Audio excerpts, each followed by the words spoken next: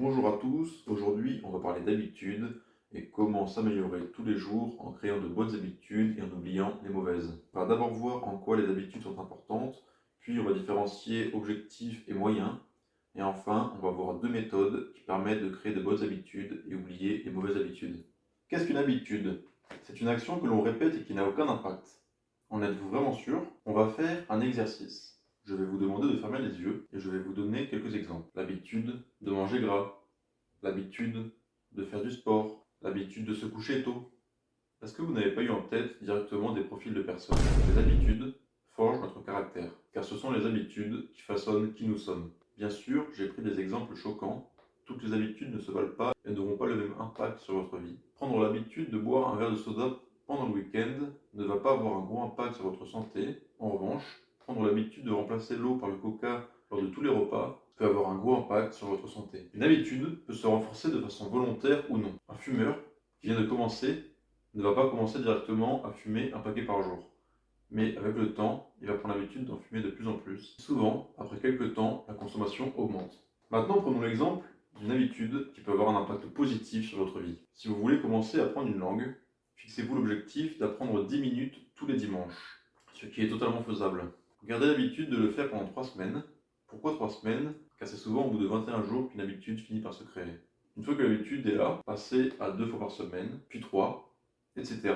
jusqu'à travailler 10 minutes tous les jours. En augmentant de façon progressive, cette habitude va paraître moins contraignante. Vous finirez même peut-être par prendre du plaisir et à regretter lorsque vous ne pouvez pas le faire. Et au bout de quelques temps, vous serez en capacité de comprendre quelques phrases et d'en formuler certaines. Génial, non? Donc les habitudes ont un impact sur la vision que les autres ont de nous, peuvent avoir un impact positif ou négatif sur la santé, et peuvent avoir également un impact sur notre capacité à nous développer. Vous comprenez maintenant l'importance des habitudes. Je vais maintenant vous parler du livre Atomic Habits. Ce livre parle de l'importance des habitudes et les moyens à mettre en place pour créer de bonnes habitudes et oublier les mauvaises. Souvent, lorsque l'on veut créer une habitude ou en oublier une autre, c'est que l'on a un objectif en tête. J'ai pour objectif de courir un marathon, donc pour ça, je veux arrêter de fumer afin d'augmenter mon cardio. Il faut bien différencier les objectifs et les moyens. Les objectifs sont parfaits pour définir un cap. Les moyens sont les meilleurs outils pour progresser. Si vous voulez des meilleurs résultats, oubliez de vous fixer des objectifs. Concentrez-vous sur les moyens.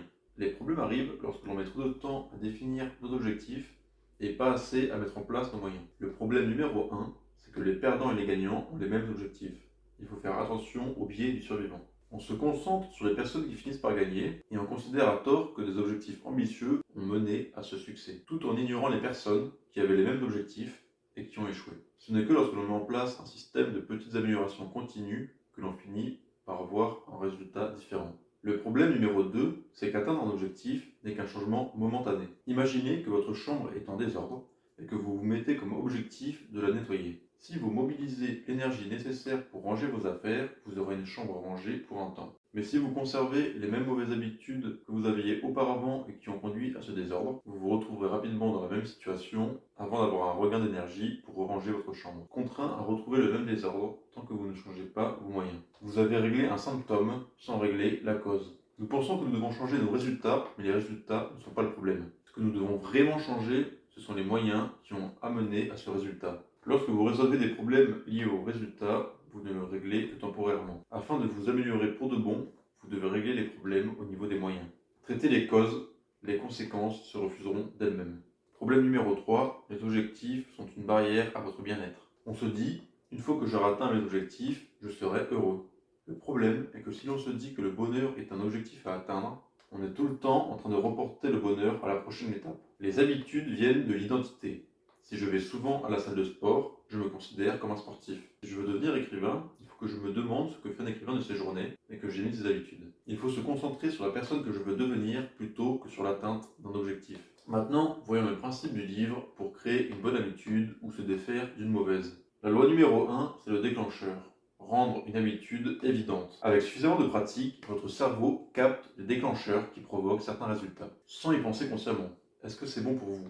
Une fois que nos habitudes sont devenues automatiques, nous ne faisons plus attention à ce que nous faisons. Le processus de création d'habitudes commence toujours par la prise de conscience. Connaître l'habitude avant de vouloir la modifier. La méthode du pointing and calling. Par exemple, si vous voulez prendre l'habitude de mieux vous hydrater, prenez votre gourde et lorsque vous voulez boire, je pointe la gourde parce que je veux boire pour mieux m'hydrater. Ça consiste à dire à voix haute l'action que je vais effectuer et le résultat que je vais en tirer. Ça permet de mieux intérioriser l'habitude. Les déclencheurs les plus fréquents sont le moment ou le lieu. Souvent, à la pause café par exemple, on va prendre un café.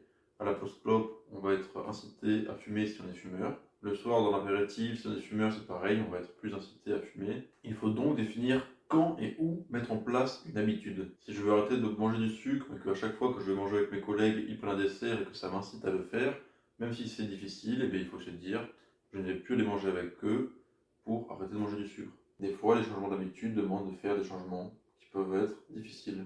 L'outil de la superposition d'habitudes. Après avoir fait ça, je ferai ça. Donc, si on revient à l'exemple de boire de l'eau, par exemple, à chaque fois que j'ai fini de manger, je bois une bouteille de 50 centilitres. Afin de ne pas être victime de son environnement, il faut concevoir un environnement pour la réussite. Il est prouvé que les maisons qui ont un compteur visible consomment moins d'eau. Lorsque la consommation est visible et facile à suivre, les individus changent leur comportement. Pour revenir sur l'environnement de réussite, par exemple, si on revient sur l'exemple du sucre, si lorsque vous rentrez chez vous, il y a toujours un pot de Nutella qui est visible, ça va vous inciter à le faire, ou peut-être le mettre à un endroit qui n'est pas visible et demander aux gens qui vivent avec vous de le cacher lorsqu'ils ne s'en servent pas. Chaque habitude est déclenchée par un signal, et nous avons plus de chances de remarquer des signaux qui se démarquent. La création d'indices visuels aide à la création d'habitudes. Par exemple, l'aéroport d'Amsterdam avait installé dans ses urinoirs un autocollant d'insectes pour que les gens lisent mieux. Les analyses ont démontré que cet autocollant a réduit les coûts de nettoyage de 8%. Pour boire plus d'eau, remplir plusieurs bouteilles d'eau et les placer à différents endroits de passage dans la maison. Il faut modifier son espace de vie, augmenter l'exposition aux déclencheurs positifs et réduire l'exposition aux déclencheurs négatifs. Maintenant, on va voir l'inverse de la loi numéro 1, c'est-à-dire rendre une habitude invisible. L'inverse des lois sert à briser de mauvaises habitudes. Donc un changement de comportement consiste à le rendre invisible. Une fois qu'une habitude est formée, il est peu probable qu'elle soit oubliée. Les personnes avec une forte maîtrise de soi ont tendance à passer moins de temps dans les situations tentantes. Il est plus facile d'éviter la tentation que d'y résister. L'un des moyens les plus pratiques d'éviter une habitude est d'éviter l'exposition aux déclencheurs. La maîtrise de soi est une stratégie à court terme et non à long terme. Pour créer une habitude via la méthode de l'évidence, voici une méthode en 5 points.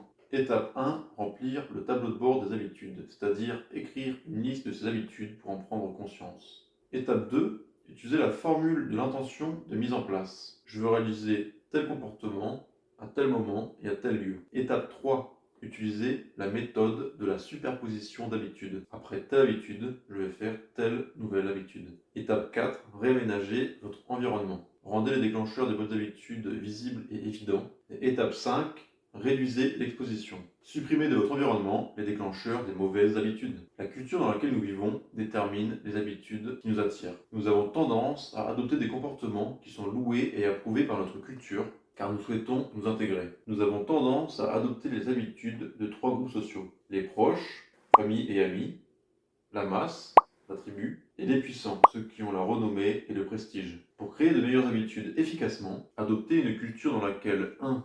Votre comportement souhaité est le comportement normal, et 2. Vous avez déjà quelque chose en commun avec le groupe. Le comportement normal de la tribu l'emporte souvent sur le comportement souhaité de l'individu. La plupart du temps, nous préférons avoir tort avec la foule que d'avoir raison tout seul. C'est complètement crazy. Si un comportement peut nous amener adhésion, respect et éloge de nos pairs, nous le trouvons attrayant.